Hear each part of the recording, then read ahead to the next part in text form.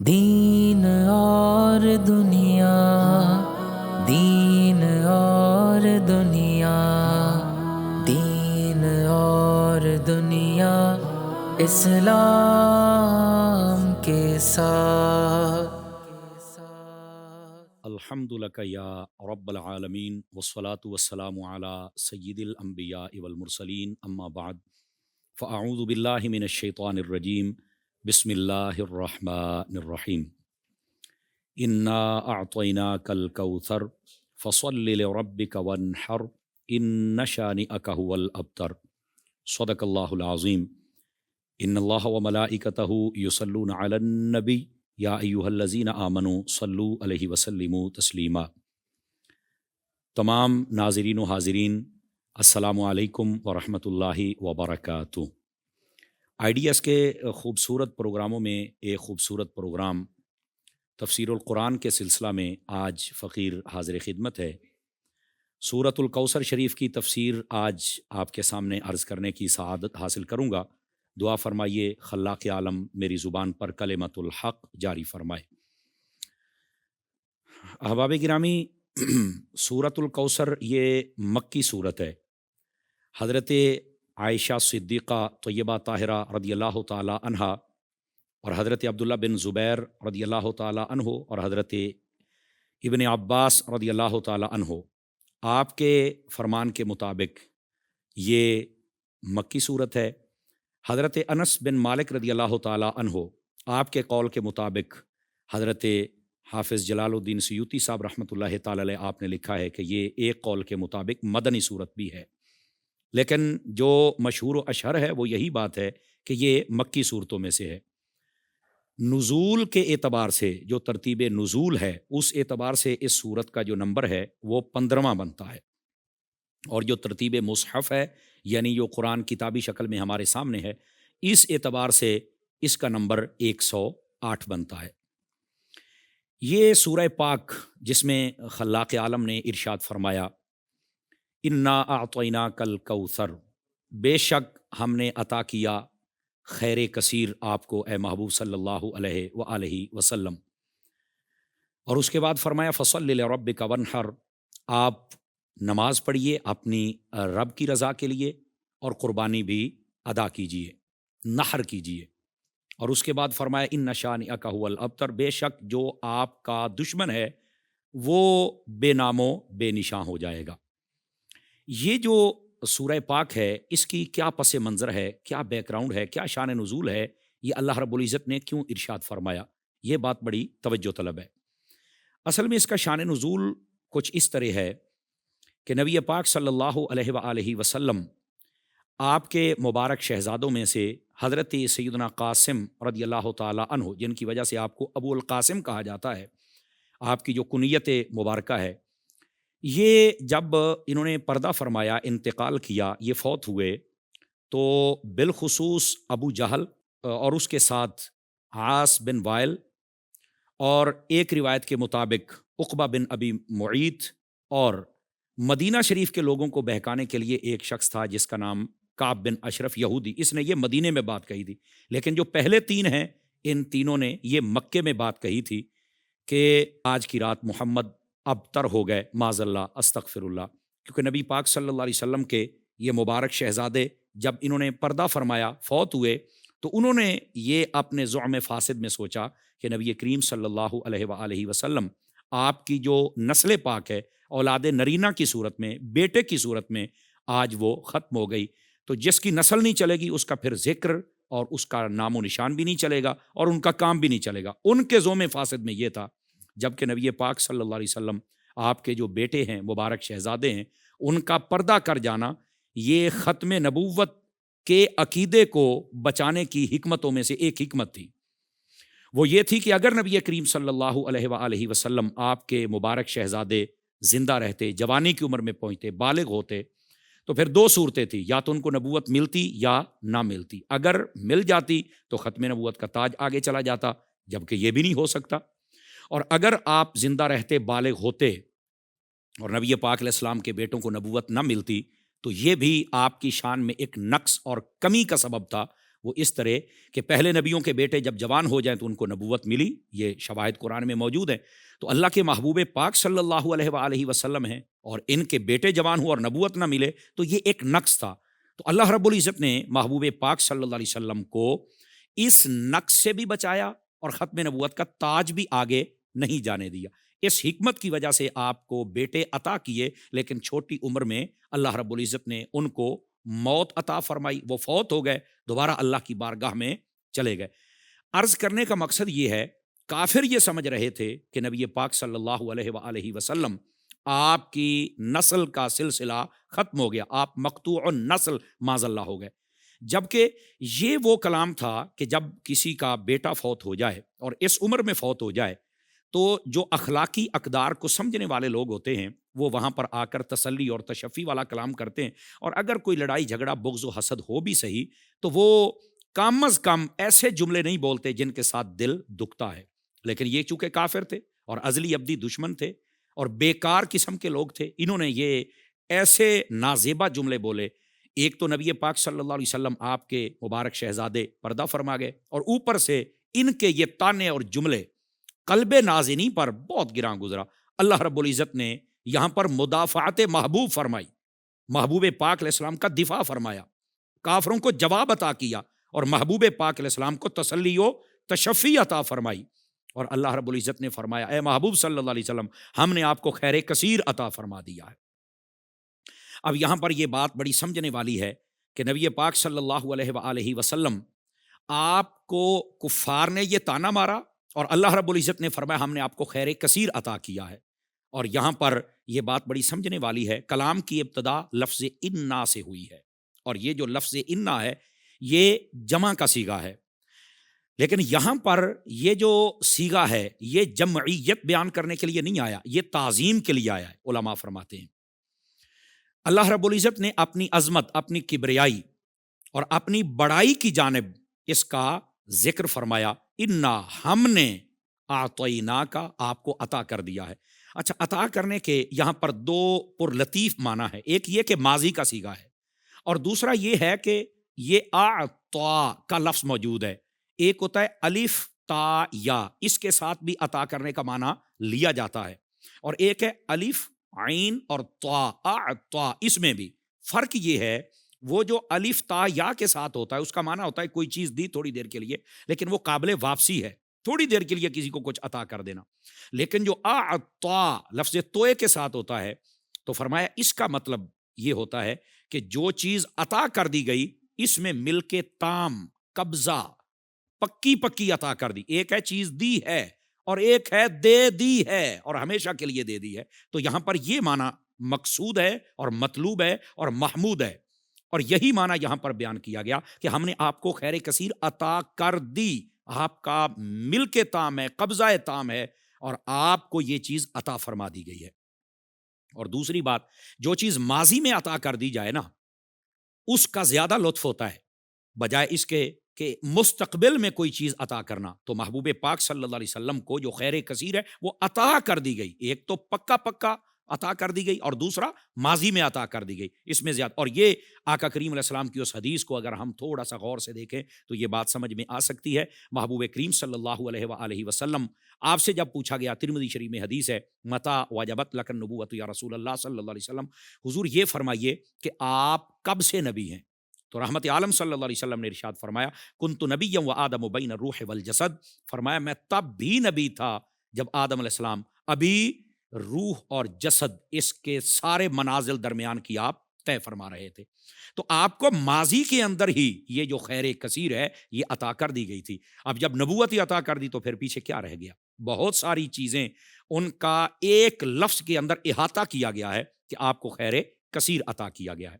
اب یہ جو لفظ کوثر ہے اگر ہم اس کو دیکھیں تو ایک ہوتا ہے کثیر، ایک ہے اکثر، کثیر کا معنی زیادہ، اکثر کا معنی بہت زیادہ، یہ مبالغہ کا صیغہ ہے، اور ایک ہے کوثر، اس میں بے حد و بے حساب جب چیزیں عطا کی جائیں، اور علماء نے فرمایا اس سے مراد خیر الدنیا والآخرہ، خیر الدین والدنیا، یہ ساری کی ساری جو خیر ہے وہ دین کی ہو یا دنیا کی ہو، دنیا کی ہو یا آخرت کی ہو، وہ سب کی سب خیر اللہ نے اپنے محبوب کریم علیہ السلام کو عطا فرما دی۔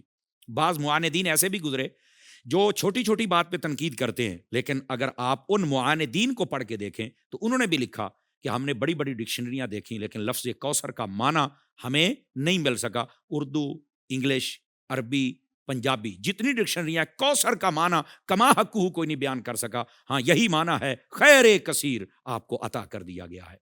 تو محبوب پاک صلی اللہ علیہ وسلم کو یہ خیر کثیر لفظ کوثر کہہ کر عطا کیا گیا، اور یہ وہ تسلی والا کلام تھا کہ جب کافر یہ کہہ رہے تھے کہ آپ کی جو نسل ہے اس کا سلسلہ ختم ہو گیا تو آپ کا ذکر اور باقی جو ان کے ذہن میں ذوم باطن میں تھا وہ سب ختم ہو جائے گا، اللہ نے فرمایا محبوب ہم نے آپ کو خیر کثیر عطا فرما دیا ہے۔ اس کا مطلب کیا ہے؟ فرمایا کہ نسل ان کی ختم ہو جائے گی، آپ کی جاری رہے گی، ذکر ان کا ختم ہو جائے گا، آپ کا جاری رہے گا، ان کا نام لینے والا کوئی نہیں ہوگا، آپ کا نام نامی اسم گرامی جاری رہے گا، ان کا ذکر ختم ہو جائے گا، آپ کا ذکر ہر جگہ پہ جاری و ساری رہے گا، اور جیسے جیسے وقت گزرے گا تو اس ذکر کو اللہ وہ عروج بخشے گا کہ یہ جو ذکر ہے یہ بھی بڑھتا چلا جائے گا۔ یہ اصل میں اس میں جواب دیا گیا۔ اب ذرا آئیے اس لفظ کوثر کے کچھ معانی علماء نے بیان فرمائے۔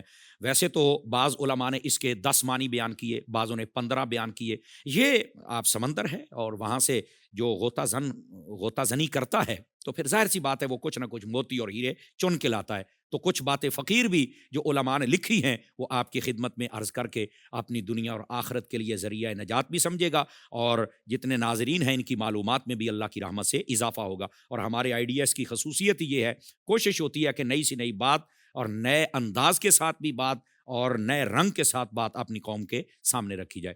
اب یہ جو لفظ کوثر ہے اس کے معانی میں جو سب سے زیادہ معنی بیان کیا جاتا ہے وہ 2 ہیں، ایک ہے حوض کوثر اور ایک ہے نہر کوثر۔ لیکن یہاں پر جو بیک گراؤنڈ ہے اس صورت کا اگر وہ دیکھا جائے تو یہ لفظ کوثر سے جو سارے بیک گراؤنڈ کو سمجھایا جا رہا ہے، یہ نبی پاک علیہ السلام کی اولاد پاک کا ذکر ہو رہا ہے کہ محبوب پاک صلی اللہ علیہ وسلم یہ تو کہتے ہیں آپ کی اولاد نرینہ کی صورت کے اندر ختم ہو گئی، ذکر ختم ہو جائے گا، لیکن ہم نے آپ کو خیر کثیر عطا کر دیا ہے، آپ کی اولاد کی کثرت ہوگی۔ اور یہاں پر علماء نے جو بات لکھی ہے، کوثر کا ایک معنی اولاد رسول بھی ہے، اور اس بات کے بھی پھر آگے 2 معنی بنتے ہیں ناظرین، ایک ہے حقیقی اور نسبی اولاد، وہ بھی نبی پاک صلی اللہ علیہ وسلم کو کثیر عطا ہوئی۔ کوئی کس طرح؟ بظاہر آپ کے بیٹے تو پردہ فرما گئے، لیکن میرے محبوب پاک علیہ السلام نے فرمایا تھا میری نسل پاک، میری لاڈلی شہزادی سیدہ کائنات رضی اللہ تعالی عنہا آپ سے آگے چلے گی۔ آج دیکھ لو گلی گلی کے اندر آپ کو سید نظر آتے ہیں، ملک کے جس خطے میں بھی آپ دنیا کے چلے جائیں آپ کو وہاں پر سید نظر آئیں گے۔ یہ نبی پاک علیہ السلام کی جو نسبی اولاد ہے وہ بھی جلوہ گر ہے، اور آقا کریم علیہ السلام کی جو روحانی اولاد ہے وہ بھی موجود ہے۔ آپ کہیں گے روحانی کون سی ہوتی ہے؟ یہ جتنی امت ہے نا جس نے حضور کا کلمہ پڑھا ہوا ہے یہ حضور کی روحانی اولاد ہے۔ آپ ان کو دیکھیں تو یہ حدیث میں بھی اس کی جانب اشارہ ہے۔ آقا کریم صلی اللہ علیہ وسلم فرماتے ہیں لوگوں میں تمہارے لیے تمہارے باپ کی مثل ہوں، تو ہم آقا کریم علیہ السلام کی روحانی اولاد ہیں۔ تو اس اعتبار سے یہ جو امت ساری کی ساری ہے جنہوں نے حضور کا کلمہ پڑھا ہے یہ نبی پاک صلی اللہ علیہ وسلم کی روحانی اولاد ہے۔ تو وہ دیکھے کافر جو باتیں کرتے تھے ان کا نام مٹ گیا، ان کا ذکر مٹ گیا، لیکن دیکھ لے محبوب پاک علیہ السلام کی نسبی اولاد بھی موجود ہے، اور آپ کی امت کی صورت میں روحانی اولاد بھی موجود ہے، آپ کی نسل بھی باقی ہے، اور آپ کا نام بھی باقی ہے، اور آپ کا ذکر بھی باقی ہے۔ یہاں پر ایک اعتراض یہ وارد ہوتا ہے کہ جو دشمن تھے بظاہر دیکھا جائے تو ان کے اولاد تو باقی رہی، حالانکہ اللہ رب العزت نے فرمایا کہ ان شانئک ھو الابتر، محبوب جو آپ کا دشمن ہے وہ بے نام و بے نشاں ہو جائے گا۔ تو بظاہر دیکھا جائے تو یہ جو عاص بن وائل تھا اس کے 4 بیٹے تھے اور یہ زندہ تھے، اسی طرح ابو جہل تھا تو اس کے بیٹے بھی زندہ تھے۔ تو اس کا کیا جواب ہے؟ اس کا جواب علماء نے یہ دیا، عاص بن وائل کے 4 بیٹے تھے، چاروں نے نبی پاک علیہ السلام کا کلمہ پڑھ لیا۔ اگر اس کے بیٹے مر جاتے، ناظرین یہ بڑی سننے والی بات ہے، اگر اس کے بیٹے مر جاتے یعنی نسل ختم ہو جاتی تو صرف تکلیف اسے ہوتی اور ہمیں خوشی نہ ہوتی، کیونکہ کسی کا بیٹا مر جائے تو ہمیں خوشی کرنے کی کیا ضرورت ہے۔ لیکن اب اللہ رب العزت نے قدرت کی کاملہ کا کیسا نظام بنایا کہ اس کے بچے جو نبی پاک علیہ السلام کو ابتر کہہ رہا ہے، اس کے 4 بیٹوں نے نبی پاک علیہ السلام کا کلمہ پڑھا۔ دیکھیں کلمہ وہ نبی پاک کا پڑھ رہے ہیں، ترانے نبی پاک صلی اللہ علیہ وسلم کے گا رہے ہیں، قصیدے نبی پاک کے گا رہے ہیں، اور اپنے باپ کے لیے وہ ایک اچھا جملہ بھی نہیں بول رہے، کیوں کہ باپ کافر تھا۔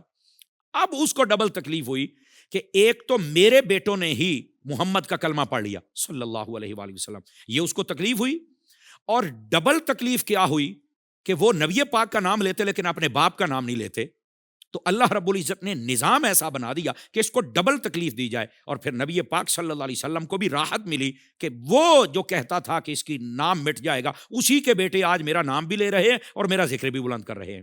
سبحان اللہ، یہ تھا اس میں راز۔ اور اسی طرح ابو جہل کا بیٹا حضرت عکرمہ رضی اللہ تعالیٰ عنہ، آپ دیکھیں انہوں نے بھی کلمہ پڑھ لیا تھا، اب باپ کیا کرتا رہا اور بیٹے نے کلمہ پڑھ لیا، تو ظاہر سی بات ہے اب اس کے لیے بھی یہ اور اس کے جتنے بھی ساتھ والے لوگ تھے ان کے لیے یہ بڑی تکلیف تھی کہ ہمارے بچے نے کلمہ پڑھ لیا ہے، اگرچہ ابو جہل پہلے ہی واصل جنم ہو چکا تھا، لیکن بہرحال نبی پاک صلی اللہ علیہ وآلہ وسلم آپ کا کلمہ اس کے بیٹے اکرمہ نے پڑھا تھا، اور ہم بڑے ادب اور احترام سے نام لیتے ہیں، صحابی رسول ہیں حضرت اکرمہ رضی اللہ تعالی عنہ۔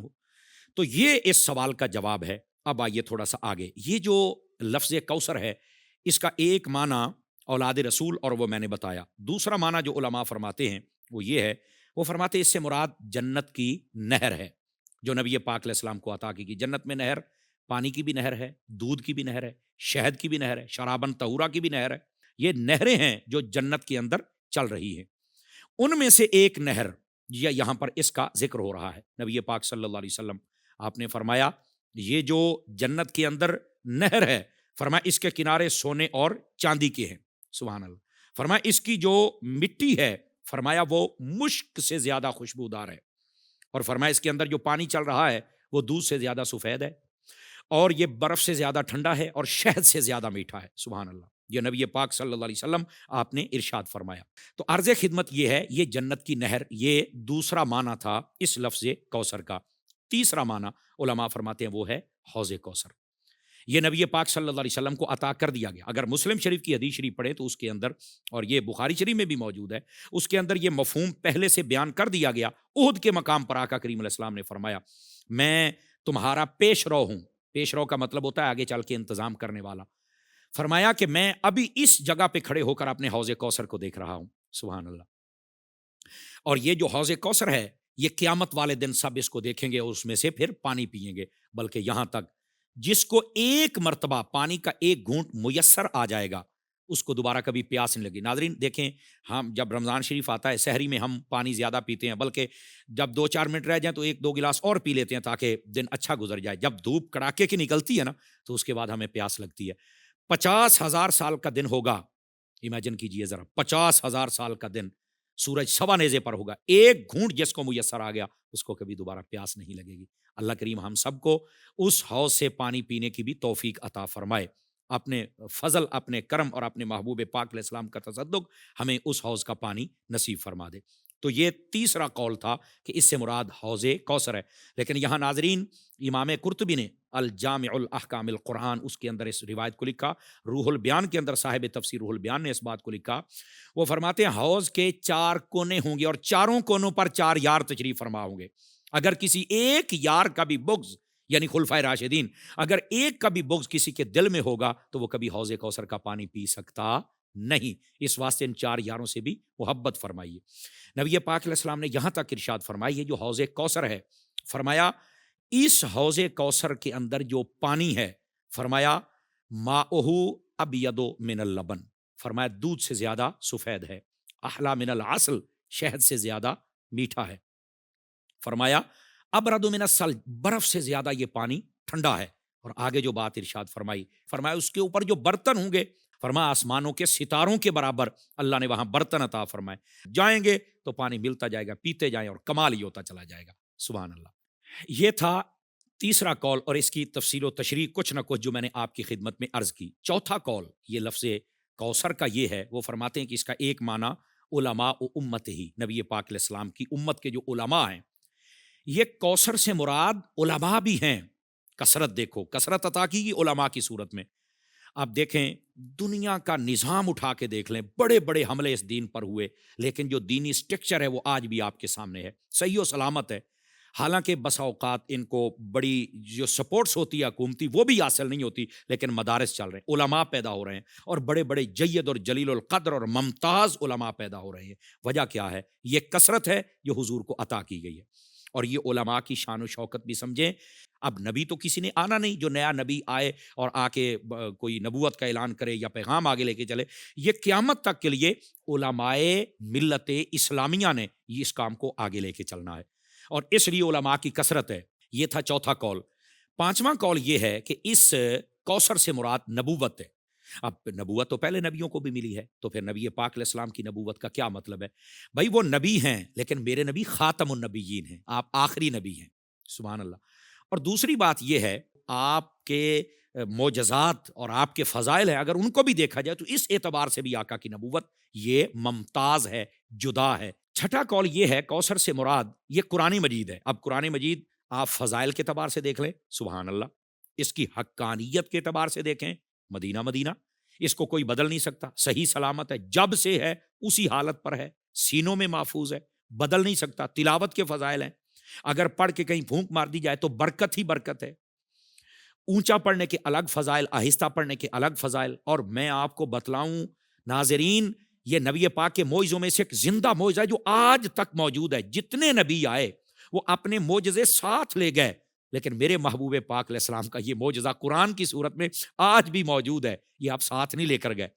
یہی نبی پاک علیہ السلام کی حقانیت اور صداقت کی دلیل ہے، یہی مسلمانوں کے سچے ہونے کی دلیل ہے، یہی دین اسلام کے سچے ہونے کی دلیل ہے. کوئی جتنا مرضی اختلاف کرے، جتنے مرضی سوالات کریں، لیکن قرآن کے مقابل کوئی چیز اگر پیش نہیں کر سکتا اور اس کا توڑ نہیں کر سکتا اور کر بھی نہیں سکے گا تو ماننا پڑے گا دین بھی سچا ہے، اسلام بھی سچا ہے، اور حضور اکرم علیہ السلام بھی سچے ہیں. تو یہ قرآن مجید برہان رشید آپ دیکھ لیں. اور ساتواں قول یہ ہے کہ اس سے مراد اسلام ہے، یعنی خیر کثیر سے مراد اسلام ہے. اسلام کے اندر ہی تو ساری بھلائیاں ہیں. اسلام سے باہر رہ کر آپ دیکھیں نا، جو اسلام سے ہٹ کر زندگی گزارتے ہیں، یقین کیجئے ناظرین، بسا اوقات یہ تمیز کرنا مشکل ہو جاتا ہے کہ یہ انسانوں والی زندگی ہے یا جانوروں والی ہے. جتنے حقوق متعین کیے ہیں وہ اسلام نے متعین کیے ہیں، اور جتنے قوانین عطا کیے وہ اسلام نے عطا کیے ہیں. اور یہ اسلام ایسا کمال والا دین ہے، فرمایا ان الاسلام یہدم ما کان قبلہ. اگر کوئی شخص کلمہ اسلام پڑھ لے، پہلے جتنے گناہوں والی زندگی گزاری ہے، اللہ تعالیٰ اس کے سارے گناہوں کو معاف فرما دیتا ہے. اور آگے چلیں، اس سے آٹھواں قول یہ مراد ہے، فرمایا کثرت المتبعین. نبی پاک صلی اللہ علیہ وسلم آپ کی امت کی کثرت. ناظرین، نبی پاک علیہ السلام کی امت سب نبیوں کی امتوں سے زیادہ ہوگی، یاد رکھیے. اور اسی واسطے میرے آقا کریم علیہ السلام نے فرمایا کہ میں فخر کروں گا قیامت والے دن کہ میری امت سب سے زیادہ ہے. کئی نبی آئیں گے، ان کے ساتھ ایک امتی ہوگا، کسی کے ساتھ 2، کسی کے ساتھ 5، کسی کے ساتھ 10، اور کئی ایسے ہوں گے.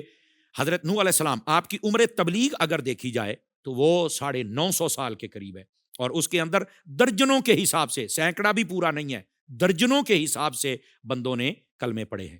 ٹھیک ہے. نبی پاک صلی اللہ علیہ وسلم کا آپ 23 سالہ دور دیکھیں، کم و بیش، اللہ اکبر، 1.25 لاکھ بندے نے کم و بیش کلمہ پڑھ لیا تھا، جس میں مرد، عورتیں، غلام، خادمین، بچے، یہ سب شامل ہے. تو محبوب پاک صلی اللہ علیہ وسلم کی امت کی جو کثرت ہے یہ بھی خیر کثیر میں آتی ہے.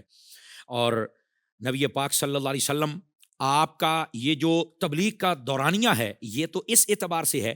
اور اگر آپ ویسے بھی اوورآل دیکھیں نا، والد پہلے فوت ہو گئے، نبی پاک 6 سال کے تھے، آپ کی والدہ پردہ فرما گئی، خاندان کے اکثر لوگ مخالف تھے، آہستہ آہستہ وہ قریب آئے، اور جن کے مقدر میں تھا وہی آئے، باقی صاحب مخالفت کرتے ہی چلے گئے. اچھا، کوئی بندہ بھی آگے آتا ہے تو آپ کو پتہ ہے آج کل وہ ایک ادارے ہوتے ہیں، ایجنسیز ہوتی ہیں جو ان کو آگے لے کے آتی ہیں. نبی پاک صلی اللہ علیہ وسلم کو سپورٹ ہے تو رب کی رحمت کی سپورٹ ہے. باقی اکثریت مخالفت کرنے والی ہے، لیکن نبی پاک علیہ السلام کے انقلاب نے انقلاب بپا کر دیا، سبحان اللہ. اور ایسا اصلاحی انقلاب، سبحان اللہ، اس کے اندر یہ سڑکیں نالیاں نہیں ہیں، اس کے اندر افراد پیدا کیے ہیں. اگر دیکھیں تو حضرت ابو بکر جیسے، حضرت عمر جیسے، حضرت عثمان، حضرت مولا علی، عشرہ مبشرہ، یہ بدر والے، یہ احد والے، اور عشق کی دنیا میں بلال جیسے بندے پیدا کیے، سبحان اللہ. اپنی جانیں وارنے والے حضرت صہیب جیسے، حضرت عمار ابن یاسر جیسے، حضرت سمیہ جیسے، سبحان اللہ. اگر آپ داستان دیکھیں تو بہت لمبی ہے. تو نبی پاک صلی اللہ علیہ وسلم آپ کی جو امت کی کثرت ہے یہ بھی خیر کثیر کے معنی میں سے ایک معنی ہے. ناظرین، وقت کے دامن میں گنجائش نہیں ہوتی، میں کوشش کر رہا ہوں جلدی جلدی سمیٹوں اس بات کو. علماء فرماتے ہیں کہ خیر کثیر کے معانی میں سے 9واں قول یہ ہے کہ کثرت فضائل، یعنی آقا کریم علیہ السلام کے جو اتنے زیادہ فضائل ہیں، کمالات ہیں، آپ کی اتنی زیادہ شانیں ہیں، وہ بھی خیر کثیر کے تحت ہی آپ کو عطا کی گئی ہیں۔ آپ دیکھیں مفتی احمد یار خان نعیمی گجراتی رحمۃ اللہ علیہ فرماتے ہیں میں نے زندگی میں جتنی کتابیں پڑھی ہیں تقریباً 6000 سے زیادہ میں نے نبی پاک علیہ السلام کی معجزات اپنی آنکھوں سے پڑھی ہیں، کمالات اور شانیں جو کتابوں میں موجود ہیں۔ اور اس کے علاوہ فرماتے ہیں بے حساب ہے، سیدی اعلیٰ حضرت امام اہل سنت رحمۃ اللہ تعالی علیہ، آپ نے تو کمال ہی کر دیا۔ آپ فرماتے ہیں تیرے تو وصف عیب تناہی سے ہیں بری، حیراں ہوں میرے شاہ کیا کیا کہوں تجھے۔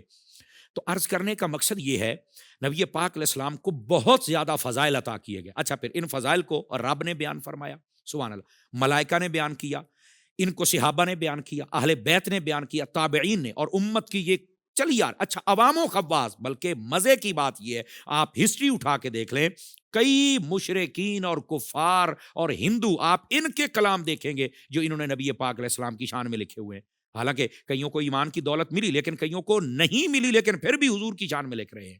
تو عرض کرنے کا مقصد یہ آقا کریم علیہ السلام کے اتنے فضائل ہیں۔ اور پھر اس کے ساتھ دو اقوال اور جلدی میں نے آپ کے سامنے رکھنے ہیں، اور اس کے بعد ایک لسٹ ہوگی جو آپ کو میں بتا دوں گا، پھر آپ خود ہی اسے اخذ کرتے رہیں گے۔ فرمایا رفعت الذکر، یہ خیر کثیر سے مراد نبی پاک علیہ السلام کے ذکر کا بلند ہونا، ورفعنا لک ذکرک کا تاج جو آپ کو عطا کیا گیا۔ دیکھیں نماز میں نبی پاک علیہ السلام کا ذکر ساتھ ہے، نبی پاک صلی اللہ علیہ وسلم کا قرآن میں ساتھ ہے، کلمے میں ساتھ ہے، دین میں ساتھ ہے، قبر رہ گئی تھی وہاں بھی نبی پاک کا ذکر ساتھ ہے۔ کیا اذان ہے، کیا خطبے ہیں، کیا تقاریر ہیں، جہاں جہاں بھی اللہ کا ذکر ہوتا ہے ساتھ میں محبوب پاک کا ذکر ہوتا ہے۔ بلکہ فرما دیا، یہ حدیث قدسی میں ہے، اذا ذکرت ذکرت معی، فرمایا محبوب جب میرا ذکر کیا جائے گا تو ساتھ تیرا ضرور کیا جائے گا۔ بلکہ ایک حدیث شریف میں یہاں تک ہے، اے محبوب صلی اللہ علیہ وسلم جو ہمارا ذکر کرے گا اور ہمارے ساتھ اے حبیب تیرا ذکر نہیں کرے گا، ہم نے جنت میں اس کا حصہ رکھا ہی نہیں ہے۔ تو محبوب پاک کا ذکر تو ہر جگہ ہے اور بلند ہے، یہ بھی خیر کثیر کے معانی میں سے ایک معنی پایا جاتا ہے۔ بلکہ آپ دیکھیں اتنی جدید دنیا ہونے کے باوجود نبی پاک علیہ السلام کا ذکر سب سے زیادہ ہوتا ہے۔ تھوڑا اگر آپ دیکھیں جہاں بھی چلے جائیں یقین فرمائیں نبی پاک صلی اللہ علیہ وسلم کا نام گونج رہا ہے، اذان کی صورت میں، درود و سلام کی صورت میں، قرآن کی صورت میں، کلمے کی صورت میں، یہ ذکر بلند کر دیا گیا، خیر کثیر کا تاج اس کو عطا کیا گیا ہے۔ اب ایک معنی علماء فرماتے ہیں اس خیر کثیر سے مراد علم بھی ہے، سبحان اللہ۔ نبی پاک علیہ السلام کو جو علم عطا کیا نا، اللہ نے خود فرمایا وَعَلَّمَكَ مَا لَمْ تَكُنْ تَعْلَمْ وَكَانَ فَضْلُ اللَّهِ عَلَيْكَ عَظِيمًا، محبوب ہم نے آپ کو جو علم عطا کیا ہے، جو چیزیں آپ پہلے نہیں جانتے تھے ہم نے آپ کو عطا کر دیا، وہ علم عطا کر دیا۔ اور اگلی بات ناظرین بڑی توجہ طلب ہے، اللہ فرماتا ہے یہ بہت بڑا فضل ہے یار، جس کو اللہ خود بڑا کہہ رہا ہے بتاؤ وہ کتنا بڑا ہوگا۔ یہ اگر ہمیں بات سمجھ آ جائے تو نبی پاک علیہ السلام کے علم پر کوئی بندہ اعتراض نہیں کر سکتا۔ اور یہاں پر اگر میں فکر رضا کا ایک نقطہ دوں تو وہ یہ ہے، الرحمن علم القرآن خلق الانسان علمہ البیان، فرمایا رحمان ہے علم القرآن جس نے قرآن مجید سکھایا ہے، خلق الانسان اور پھر انسان پیدا ہوا۔ فرمایا رحمان نے سکھایا کیا؟ قرآن کس کو؟ فرمایا نبی پاک علیہ السلام کو سکھایا۔ تو نبی پاک صلی اللہ علیہ وسلم کو سکھایا اللہ نے۔ اب دیکھیں فکر رضا یہ ہے، قرآن میں کمی کسی چیز کی کہا نہیں، ولا رطب ولا یابس الا فی کتاب مبین، کوئی کمی نہیں کسی چیز کی۔ اچھا دوسری بات، اللہ کے سکھانے میں کوئی کمی، کہا یہ تو بندہ تصور بھی نہیں کر سکتا ورنہ مسلمان کیسے رہے گا۔ تو قرآن میں کمی نہیں، سکھانے والے میں کمی نہیں، سیکھنے والے میرے مصطفیٰ صلی اللہ علیہ وسلم ہیں، ان میں کوئی کمی ہے؟ کہا نہیں، حضور میں بھی کوئی کمی نہیں ہے۔ تو پھر مجھے بتاؤ کون سا علم ہے جو نبی پاک کے پاس نہیں ہے؟ جب اللہ نے سارا قرآن ہی سکھا دیا اور قرآن میں ہر چیز کا علم ہے، تو پھر ہر چیز کا علم تو میرے نبی کے پاس ہے نا۔ اللہ میں سمجھنے کی توفیق دے۔ تو یہ بھی خیر کثیر کے معانی میں سے ایک معنی تھا کہ نبی پاک علیہ السلام کو علم عطا کیا گیا۔ اچھا یہاں پر یہ بھی بات سننے والی ہے، کیا فلکیات ہیں، کیا ارضیات ہیں، کیا بحریات ہیں، کیا بریات ہیں، کیا شمس و قمر، کیا شجر و حجر، کیا شرق و غرب، آپ جس جہت کو دیکھیں اللہ رب العزت نے اپنے حبیب پاک علیہ السلام کو علم عطا فرمایا ہوا ہے۔ اگر آپ کتاب الفتن کو پڑھیں جس میں خیر و شر کی باتیں ہوتی ہیں، آپ کو پتہ چلے حضور اکرم علیہ السلام نے کتنے علم کے دریا بہائے اور کہاں کہاں تک سب کو بتا دیا۔ لیکن جو نہیں مانتے ان کو خدا ہدایت دے دے۔ بات جو سمجھنے والی نبی پاک علیہ السلام نے یہاں تک بتلا دیا کہ میری امت میں حضرت عیسیٰ علیہ السلام آئیں گے، کب کہاں آئیں گے یہ بتا، حضرت امام مہدی آئیں گے، کب کہاں کیسے کیا کریں گے سب کچھ بتا دیا۔ یہاں تک فرمایا جو دجال کے خلاف میرے امتی لڑیں گے، نبی پاک فرماتے میں انہیں بھی جانتا ہوں، ان کے ماں باپ کو بھی جانتا ہوں. اور آگے فرمایا جن گھوڑوں پر بیٹھیں گے میں ان گھوڑوں کے رنگوں کو بھی جانتا ہوں جن پر بیٹھ کر وہ دجال کے خلاف جہاد کریں گے. سبحان اللہ. اب بتائیے کیا پیچھے رہ جاتا ہے؟ اللہ رب العزت نے آپ کو ایسا علم عطا کیا ہے. تو یہ بھی خیر کثیر کے معانی میں سے ایک معنی ہے. شفاعت یہ بھی خیر کثیر کے معنی میں سے ایک معنی ہے. نبی پاک علیہ السلام نے فرمایا مجھے اختیار دیا گیا یا آدھی امت بخشوا لیں یا آپ شفاعت کا حق اپنے پاس رکھ لیں. فرمایا آدھی امت والا سودا میں نے نہیں کیا، میں نے حق شفاعت رکھا ہے. فرمایا جنت میں تب جائیں گے جب سارے بخشے جائیں گے. حضور سے محبت کیجئے یار، ٹوٹ کے محبت کیجئے. آپ نے فرمایا لوگوں اتنے لوگوں کی شفاعت کروں گا، اتنے دنیا میں درخت نہیں ہیں، اتنے درختوں کے پتے نہیں ہیں، اتنے کنکر نہیں ہیں جتنوں کی شفاعت کر کے میں محمد لوگوں کو جنت میں لے کے جاؤں. سبحان اللہ. لوگوں کو ابھی تک سمجھ نہیں آ رہی، بس اللہ کریم محبوب پاک علیہ السلام کی شفاعت ہم سب کو نصیب فرما دے. اب آگے آئیے کچھ اقوال میں آپ کی خدمت میں عرض کروں. فرمایا اخلاق حسنہ یہ بھی خیر کثیر کے معانی میں سے ایک معنی ہے. خیر کثیر مطلب اخلاق زیادہ عطا کیے گئے. فرمایا یہ جو احکام شریعت میں تخفیف ہے، نرمی ہے پہلی امتوں کے مقابل ہمیں، فرمایا یہ بھی خیر کثیر کا اظہار ہے. فرمایا اسی طرح یہ جو اس امت میں اثار، جذبہ محبت، جذبہ ہمدردی، جذبہ سخاوت، فرمایا یہ محبوب پاک علیہ السلام نے جو کر کے دکھا اور امت میں آگے کنورٹ کیا، منتقل کیا، یہ بھی خیر کثیر کے معانی میں سے ایک معنی پایا جاتا ہے. اور فرمایا یہ جو کلمہ شہادت ہے، کلمہ پڑھنا، لا الہ الا اللہ محمد رسول اللہ، اشہد ان لا الہ الا اللہ وحدہ لا شریک لہ واشہد ان محمدا عبدہ ورسولہ، فرمایا یہ بھی خیر کثیر ہے. جس کو یہ مل گیا کلمہ شریف، ایمان سلامت لے گیا، سمجھو سب کچھ اس کو عطا کر دیا گیا. اور اگر آخری سانسوں پر کسی نے کلمہ پڑھا تو فرمایا اب جنت میں داخل ہو جائے گا. سبحان اللہ. فرمایا کہ یہ جو دین کی فقاہت ہے یہ بھی خیر کثیر کا معنوں میں سے ایک معنی ہے. 5 نمازیں یہ بھی خیر کثیر کے معنی میں سے معنی ہے. اسی طرح فرمایا نبی پاک کے دل کا وہ نور جس نے دنیا کی ہر چیز سے آپ کو منقطع کر کے اپنے رب کی بارگاہ میں کامل طریقے سے حاضری کا شرف بخشا ہوا ہے، فرمایا وہ بھی خیر کثیر کے معنی میں سے ایک معنی ہے. اب میں اس کی فائنل بات، خیر کثیر کیا ہے؟ محبوب آپ کا ذکر کبھی نہیں مٹ سکتا، آپ کی اولاد برقرار رہے گی، باقی رہے گی. بس یہ اگر میں اس کو اس انداز میں بیان کروں، دیکھیے جتنے دشمنان مصطفیٰ تھے وہ مٹ گئے. اللہ نے فرمایا محبوب آپ کو خیر کثیر عطا کر، آپ نے کیا کرنا ہے؟ فصلی لربک وانحر، آپ نماز پڑھیں، آپ قربانی ادا کریں. سبحان اللہ. اور اس کے بعد ان شانئک ھو الابتر، آپ کا جو دشمن ہے وہ بے نام و بے نشان ہو جائے گا. ناظرین سنیے غور سے، روم مٹ گیا، کیسر مٹ گیا، کسرا مٹ گیا، مسلمہ مٹ گیا، بڑے بڑے دشمن مٹ گئے، ابو جہل اور اس کی کمپنی مٹ گئی، منافقین مٹ گئے، کفار ختم ہو گئے. آج دیکھ لو ان کا نام کوئی نہیں لیتا، اگر لیتا بھی ہے تو عبرت کے لیے تاکہ دوسروں کو عبرت ہو جائے، یا لعنت بھیجتا ہے ان کے اوپر، ان کا ذکر نہیں ہے. نسلیں ختم، مٹ گیا سارا کام. لیکن رہے گا یوں ہی ان کا چرچا رہے گا، پڑے خاک ہو جائیں جل جانے والے. سیدی اعلیٰ حضرت نے سارا مسئلہ ہی حل کر دیا. اللہ کریم ہم سب کو محبوب پاک علیہ السلام کی شان سمجھنے کی توفیق عطا فرمائے، اور اس سورہ کوثر کی برکات یقین کیجئے گھنٹوں درکار ہیں اس کی وضاحت کرنے کے لیے، لیکن جتنا وقت نے ساتھ دیا ہم نے کوشش کی ہے کہ کچھ نہ کچھ پھول آپ کی خدمت میں رکھے جائیں. اللہ کریم انہیں اپنی بارگاہ میں قبول فرمائے اور ہم سب کو بھی خیر کثیر کا حصہ عطا فرمائے، نماز اور قربانی کی توفیق بخشے. اور جتنے بھی دشمنان دین ہیں، دشمنان مصطفیٰ ہیں، دشمنان صحابہ و اہل بیت ہیں، اللہ کریم ان کو نیست و نابود فرمائے. آمین بجاہ حبیبک الکریم صلی اللہ علیہ وآلہ وسلم.